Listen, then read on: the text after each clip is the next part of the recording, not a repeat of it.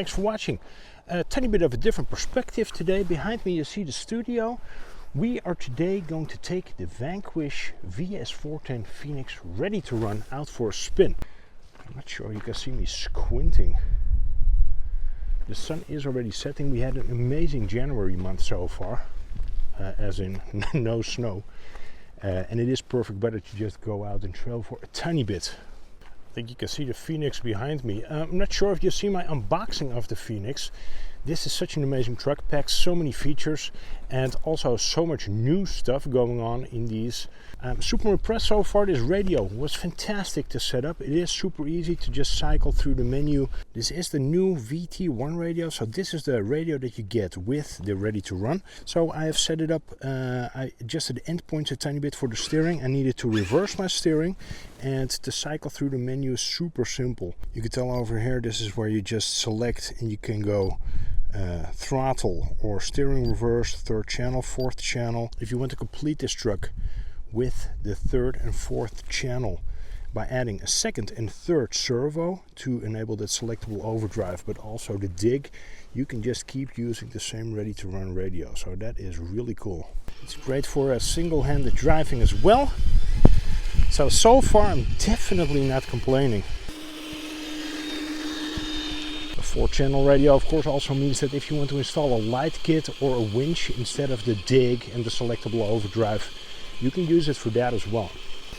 We're basically going to take this thing out on what I usually have as one of my daily walks. There is so much forest around here, and it is such a fantastic place to live. And I'm literally discovering new trails weekly.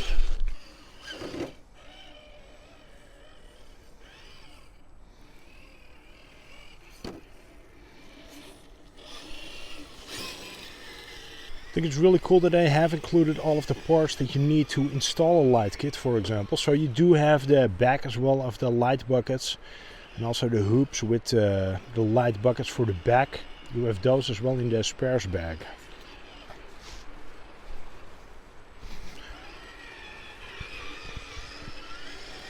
Now I was supposed to drive this truck yesterday, but it was almost hurricane-like winds. It's still super windy, but well, at least, you know, right now it's not raining, so that's helpful, I guess, in it being a tiny bit more acceptable to be out.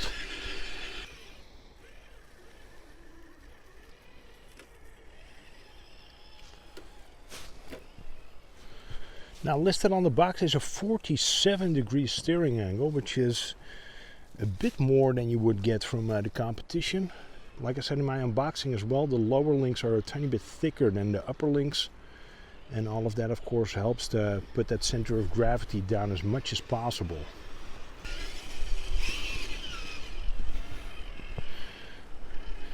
You can see that we still have some ice, so I do need to mind my step, because I don't want to break a hip today.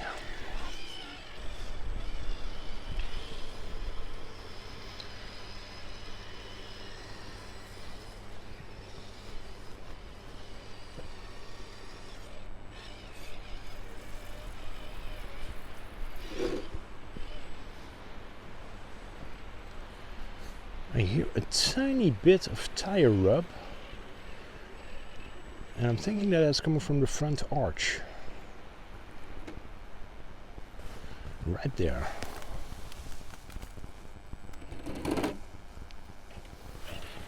Now these Falcon Wildpeak tires are not the smallest tire. These are officially licensed. These are in a red compound. You could find from Proline, for example, or RC Full Drive, even smaller diameter tires. Those would 100% not rub. I'm thinking that a tiny bit of trimming or perhaps some extra preload on the shocks will fix this really easy.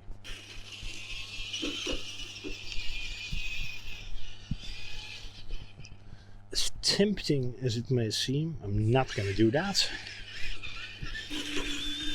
Now, taking you guys and girls out to this viewing point is something that I wanted to do for a really long time.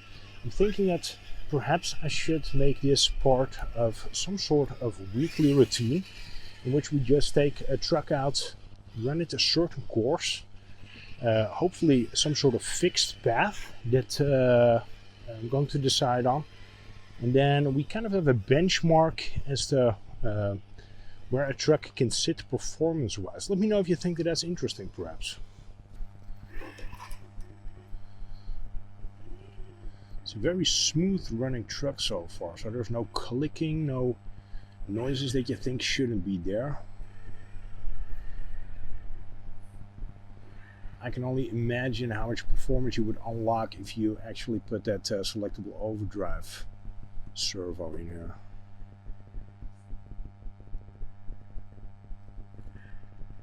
Nice. You know what? Let's see how it does on the descent as well. It's a relatively short truck.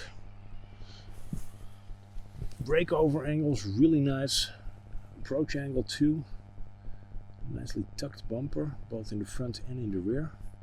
And you can tell over here, these type of views, this is where those inner fenders really come into their own.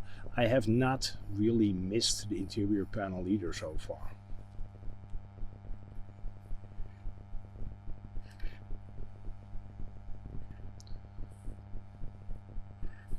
Even the drag brake on that 35 turn brushed motor, really not bad. You can tell it is like going. So it just creeps downward.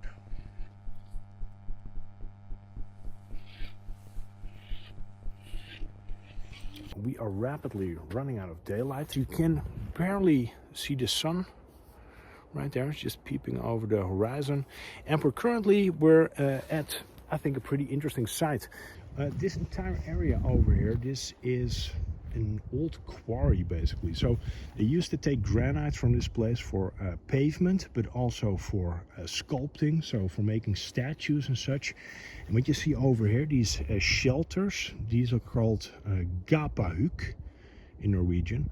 And this is kind of a three-walled shelter with a roof over it that anybody can use. So if you feel the need to cook something or just to hang out, you want to spend the night, you can lay down in one of these and just do your thing. And it even has a shitter.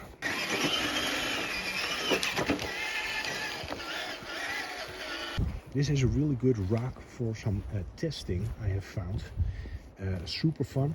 So let's have a look to see how those Falcon Wild Peaks in red compound, how they act on what is a pretty difficult rock to climb actually. Let's go have a look.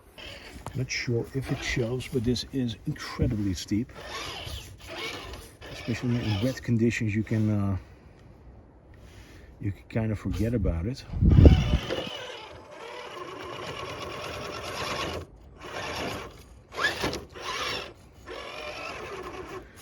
This is where that 6.5% overdrive where it really starts to aid. If you have a truck without overdrive here, it really wants to tip backwards.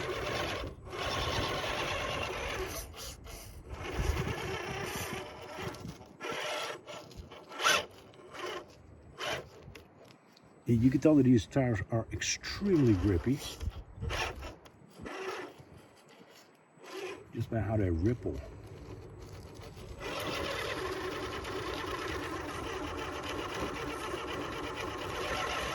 I don't really think that they're slipping on the beat. I think it's more that they ripple and then sort of hold on to the foam. If it will climb this, I'm really impressed.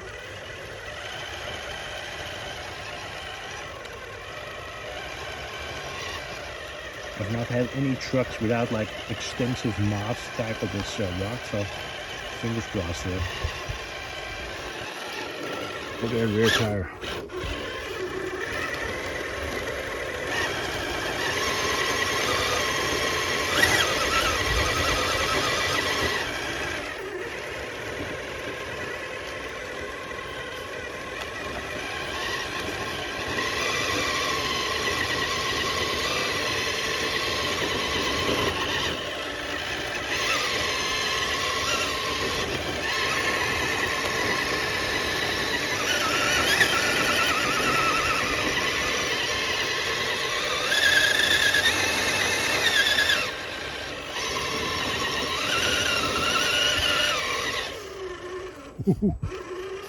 Well, Really, really, really impressive. Jesus, look how chewed up that got.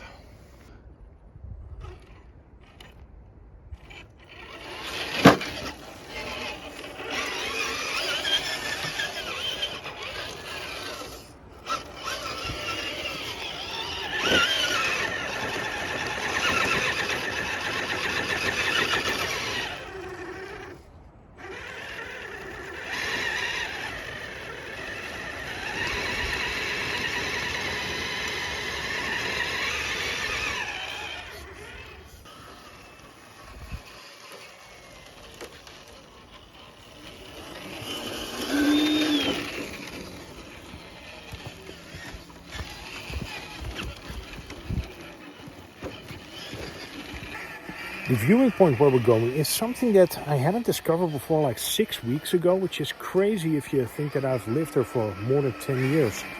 So I think that kind of shows you how many trails there are around here, because I keep discovering new stuff, I guess every month.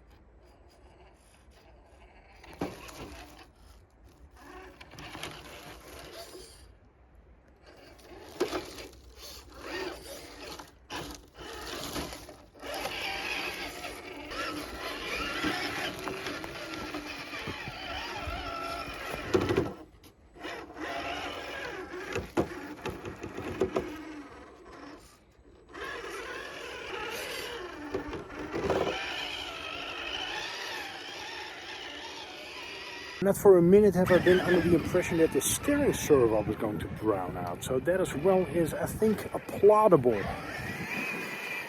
We are coming up to the viewing point, thankfully, because the daylight is literally almost gone.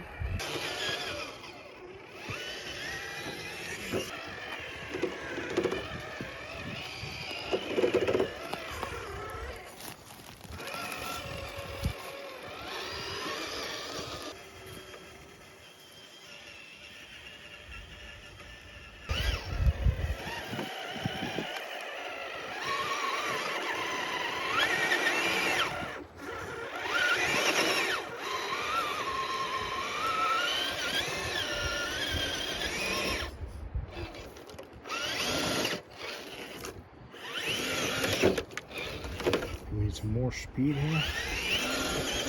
Otherwise we're going to dig away at the dirt. There we go.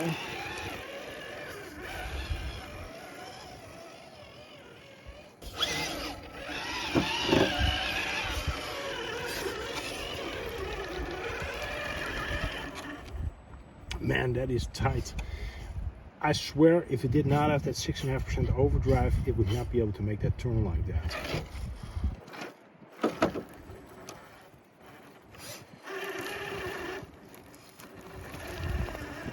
Pretty sure it's going to fall, and that's totally my fault. Yeah, that's totally my fault.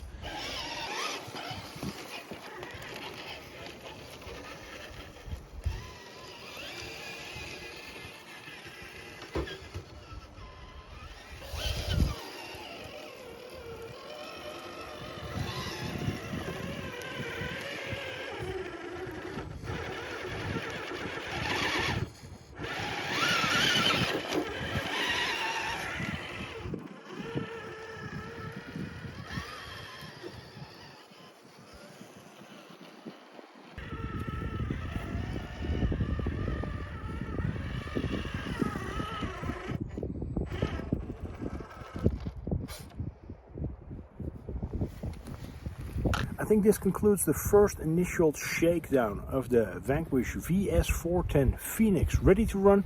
Very impressive truck. I have not found anything that I do not like. Very nice, ready to run package. Can't say enough nice things about it actually. If you want to upgrade it, I think start out with the selectable overdrive, because that one just gets you most value for your investment. So install a third servo over there, just so you can use that 46% overdrive from your remote. It is super complete, true value for money, very nice radio. The steering servo, for what you can expect from a ready to run, is fantastic, no browning out whatsoever. Yeah, overall really nice package. I'm more than happy with this, and I will be having hours of fun with this thing. Hopefully tomorrow some more, when we have some more daylight. Thank you so much for watching. Take care, bye-bye. Test. Back on.